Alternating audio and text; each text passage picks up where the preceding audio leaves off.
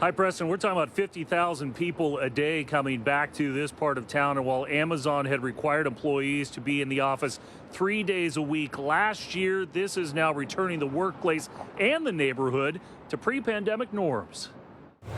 The Civic Generator is back.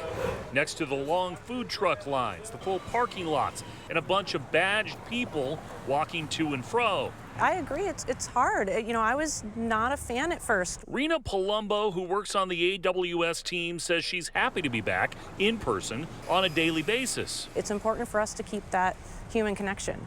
And it's really hard to collaborate and to build relationships with others behind a screen from your house all the time. The mandate from Amazon CEO Andy Jassy is being closely watched for more than one reason. Amazon employees, that's your bread and butter. Yeah. Michaela Benedict owns the House of Eve restaurant and bar. I think it's going to save a lot of businesses because I don't think I'm the only one that's just trying to hang on. But there are questions about traffic, with transportation analysts INRIX suggesting Amazon's hybrid return boosted traffic times by 35% on key routes, and civic leaders banking on a successful reboot to serve as a model for other companies to fill office space in a city with a 30% vacancy rate. Amazon's return is a gift that's going to keep on giving all year long. The Downtown Seattle Association's John Scholes dismissed the traffic concerns. Thankfully, there's more ways to get here than just in your car. And we've got more train service, more bus service than we had a year ago.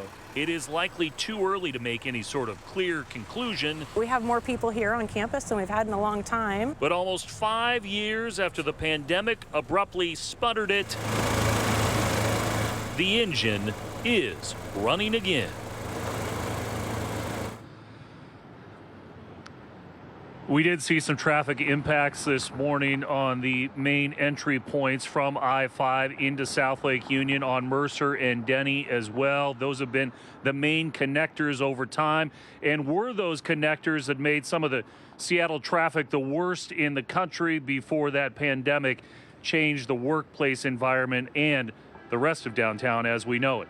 This will be a story worth watching throughout 2025, but for now, live in South Lake Union, I'm Chris Daniels, KOMO News.